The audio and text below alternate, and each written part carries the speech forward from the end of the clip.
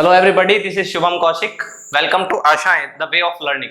आज जो हम चैप्टर डिस्कस करने वाले हैं वो चैप्टर 2 है और ये यूनिट फर्स्ट का चैप्टर है, चैप्टर 2। इसमें हम पोटेंशियल एंड कैपेसिटेंस को डिस्कस करेंगे और इस चैप्टर को डिस्कस करने के लिए हम सबसे पहले जो पार्ट यहाँ पे डिस्कस कर रहे हैं अभी वो कैपेसिटेंस है ना। कैपेसिटेंस को हम जानते हैं। तो यार कैपेसिटेंस क्या होता है, पहले कैपेसिटेंस को समझ लेते हैं, है ना। कैपेसिटेंस होता क्या है, आपके पास क्या है कि आपके पास एक कंडक्टर है, आपके पास कंडक्टर है और उस कंडक्टर को आप चार्ज दे रहे हो, बाहर से चार्ज लाए और इस पे चार्ज ला के रख दिया, कुछ ऐसा करना है। तो इसको इस कंडक्टर की ये कैपेसिटी कि चार्ज को होल्ड कर सकता है, इसको चार्ज दे रहे हैं और ये चार्ज अपने ऊपर रख रहा है। This capacity is known as capacitance. तो this is the property of a conductor to hold a charge, this is known as capacitance. Here we mention capacitance, the ability of a body or a conductor to hold a charge। Body की वो ability जिसकी वजह से वो charge को hold करता है, ठीक है। अच्छा, अब कैपेसिटर क्या है फिर?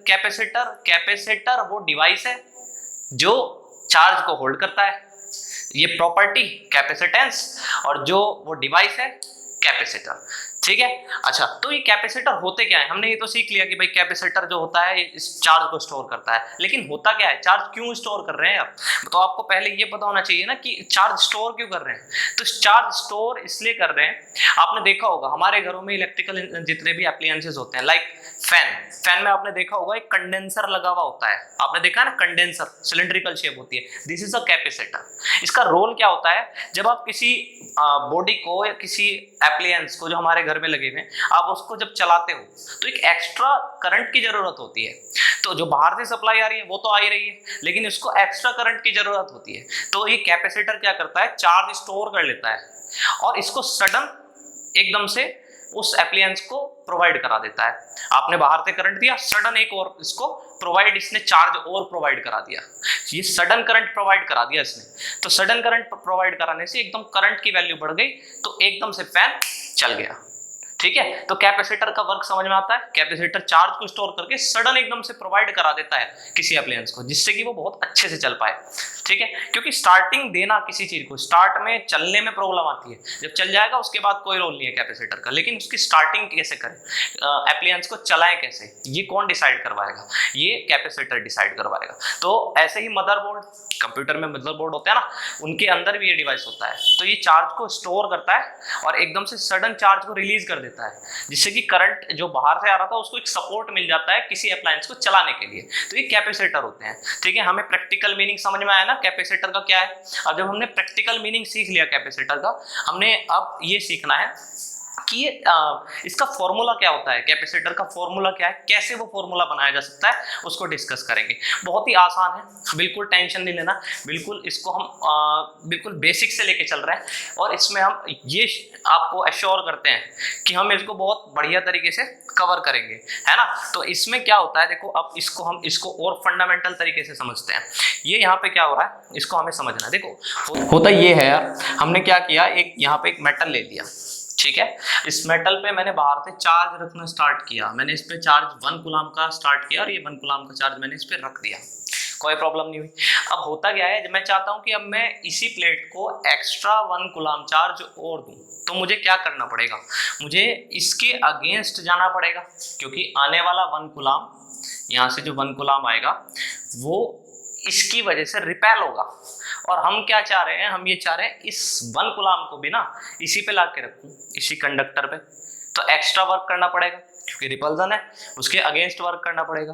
तो इस पे मुझे एक्स्ट्रा 1 कूलम लाने के लिए वर्क करना पड़ेगा, ठीक है। अब हमने इस पे 1 कूलम रख भी दिया, ठीक है, 1 कूलम रख दिया। तो इस पे चार्ज कितना हो गया, 2 कूलम का चार्ज हो गया ना। मैं फिर वही प्रोसेस करता हूँ, मैंने क्या किया, मैं एक्स्ट्रा 1 कूलम इसको फिर देता हूँ।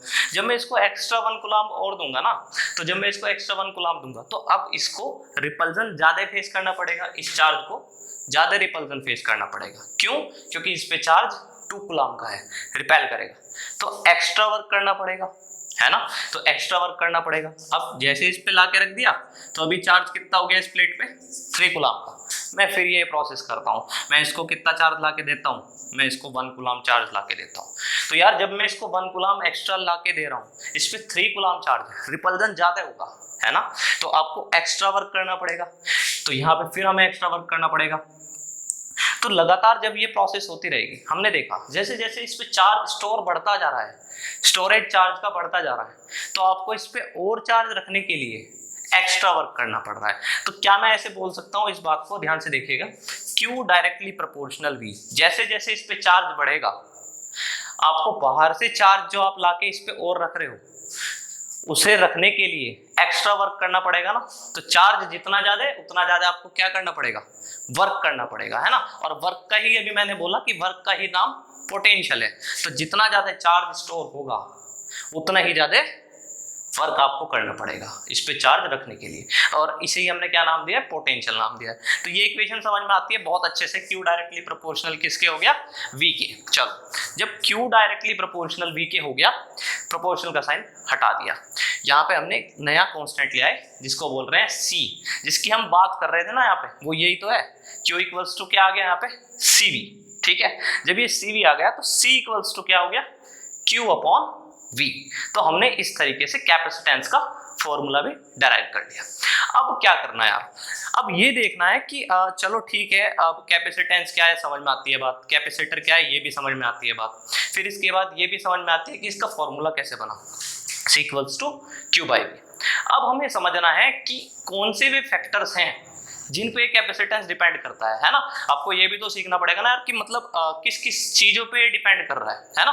तो कैपेसिटर किस किस चीजों पर डिपेंड करता है वो डिस्कस करने वाले हैं। बहुत सीधी सी बात करते हैं, आपके घरों में टैंक होते हैं, वाटर स्टोरेज टैंक, उसमें आप कितना पानी स्टोर कर सकते हो, कितना पानी उसमें आप रख सकते हो, ये इस बात पर डिपेंड करेगा कि उसका साइज क्या है, उसका शेप क्या है। जितना बड़ा साइज का टैंक होगा उतना ज्यादा वो उतना ही ज्यादा वो वाटर स्टोर करेगा, है।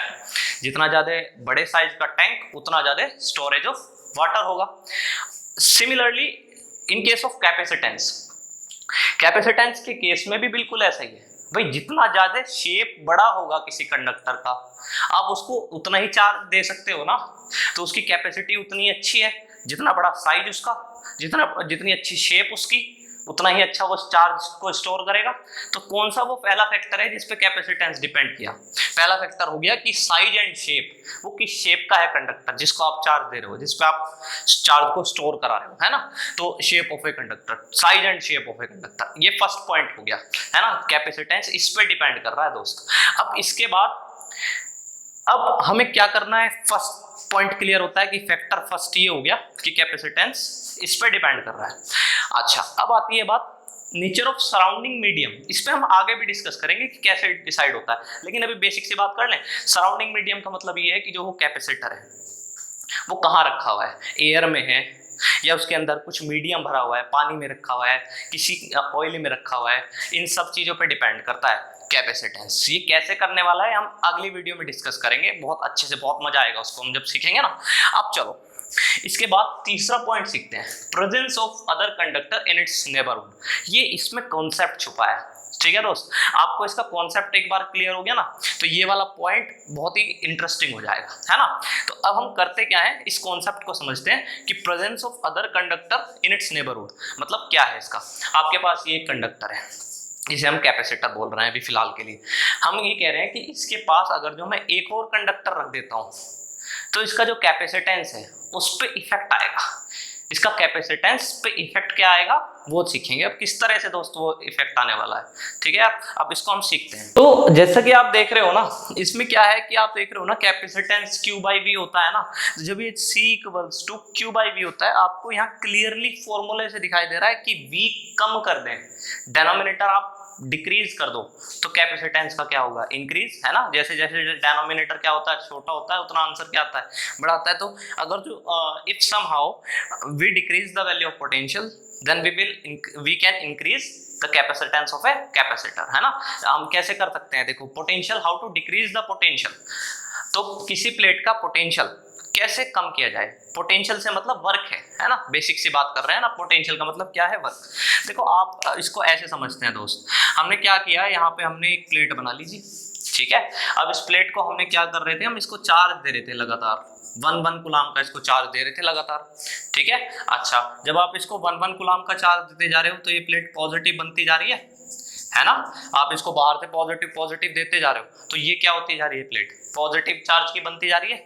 अच्छा, जब आप शुरुआत में स्टार्टिंग में इसको आपने चार्ज दिया, कोई दिक्कत नहीं आई, सिर्फ एक्स्ट्रा वर्क करना पड़ा। पहले चार्ज दिया, अभी इस पे डिस्कस हो चुका है ना, पहले चार्ज दिया तो होता क्या है, जब आप पहले चार्ज देते हो कोई प्रॉब्लम नहीं आती, जब आप दूसरा चार्ज देते हो तो इसका जो इस पे चार्ज आ चुका था वो दूसरे आने वाले चार्ज को रिपेल करता है, तो आपको उसके अगेंस्ट वर्क करना पड़ेगा। जैसे जैसे इस पे चार्ज इकट्ठा होता जाएगा ना तो वर्क आपका एक्स्ट्रा होता जाएगा।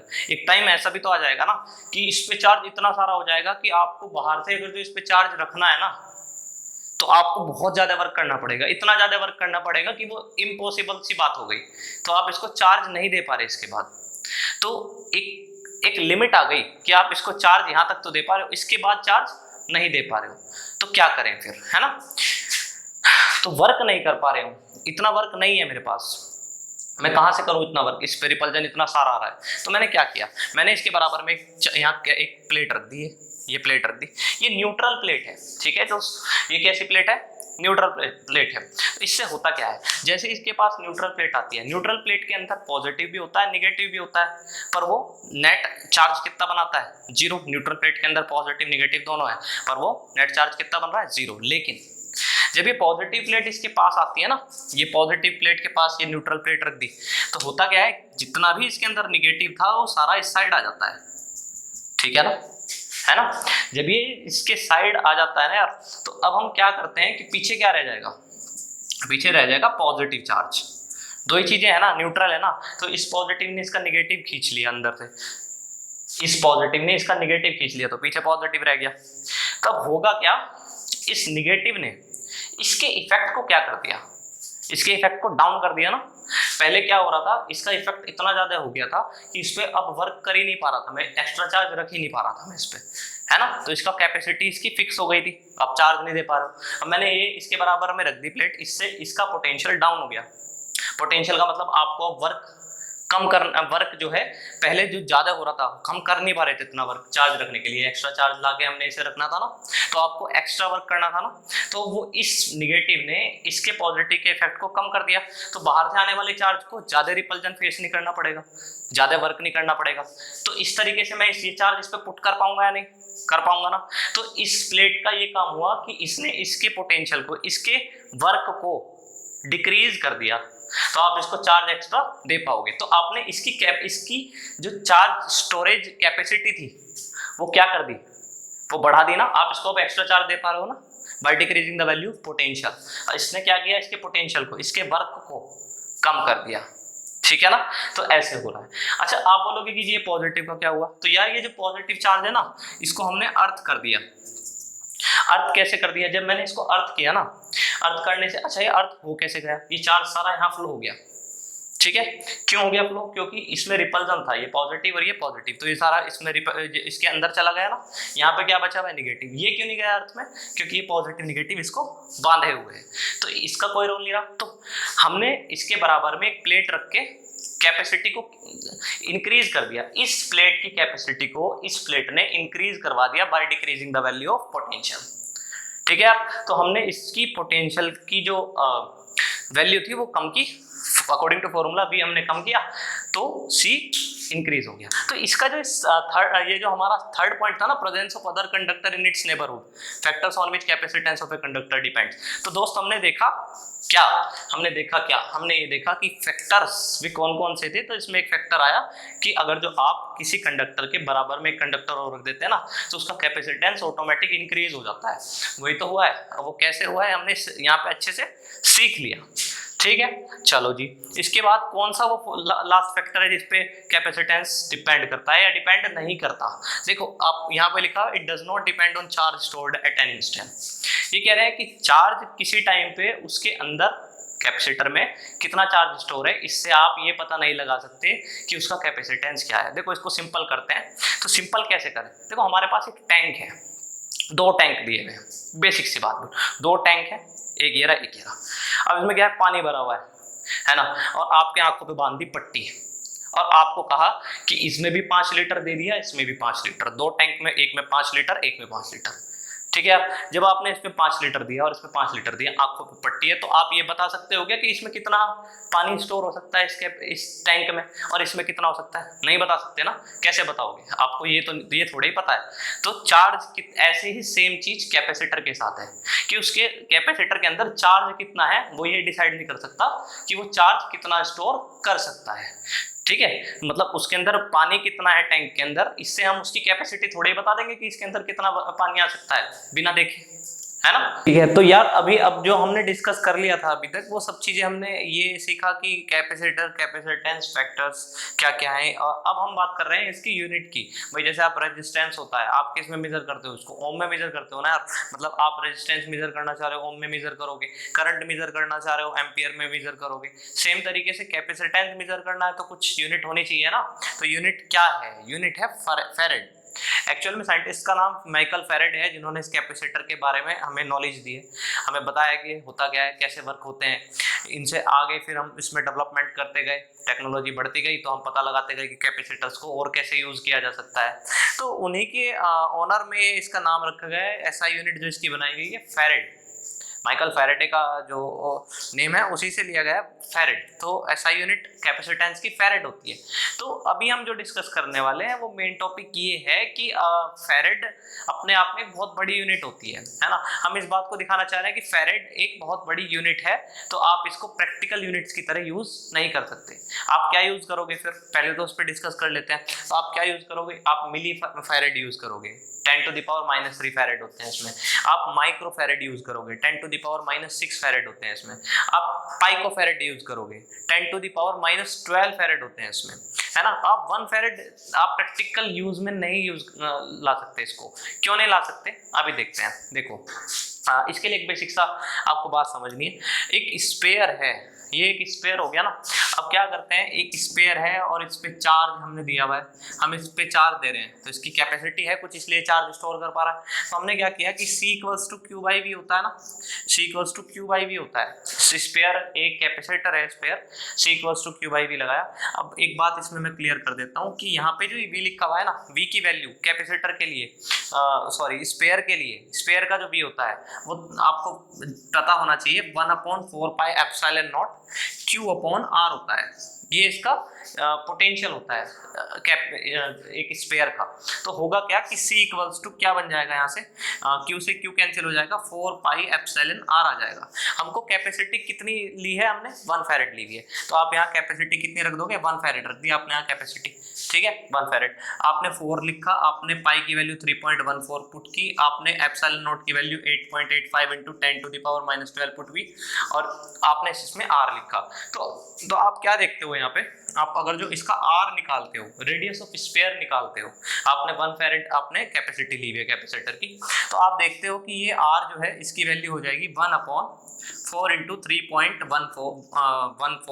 8.85 × 10⁻12 और ये आ जाएगा, है ना। तो आपको सोल्व करने की जरूरत नहीं है, जनरल हम ये चीज जो इसमें हम डिस्कस कर रहे हैं ना, तो वो क्या है कि आप इसको जब सोल्व करोगे तो आप पाओगे कि 9 × 10⁻6 मीटर रेडियस आई, कि बहुत बड़ी रेडियस है। आप समझते हो ना, जो हमारा सॉरी ये 9 × 10⁻9 मीटर आई, ये बहुत बड़ी रेडियस है।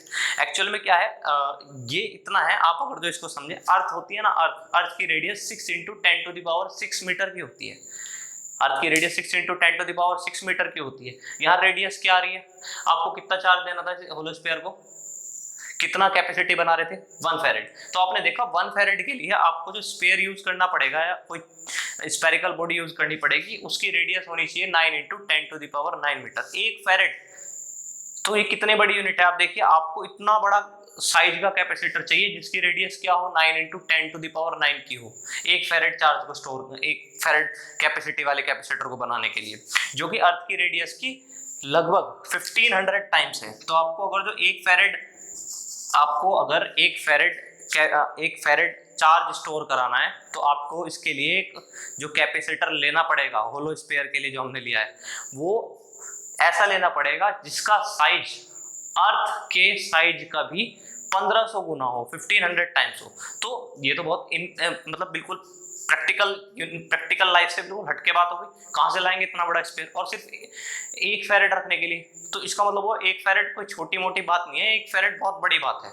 तो इसलिए हम प्रैक्टिकल यूनिट्स जो यूज करते हैं वो छोटी यूनिट्स होंगी, तो इसलिए हम अपने डेली लाइफ में जब भी यूज करेंगे मिली फैरेडे, पाइको फैरेडे, माइक्रो फैरेडे, ऐसी यूनिट्स यूज करेंगे, क्योंकि इनके लिए आपको इतने बड़े कैपेसिटर्स की जरूरत नहीं पड़ेगी। 1 फैरेड के लिए आपको इतने बड़े कैपेसिटर की जरूरत पड़ रही है। साइज देख रहे हो क्या है भाई का, साइज देखो इसका क्या है ना, पॉसिबल ही नहीं है ऐसा। तो इसलिए हम इनको प्रैक्टिकल यूनिट्स मानते हैं, ना कि 1 फैरेड। ठीक है ये।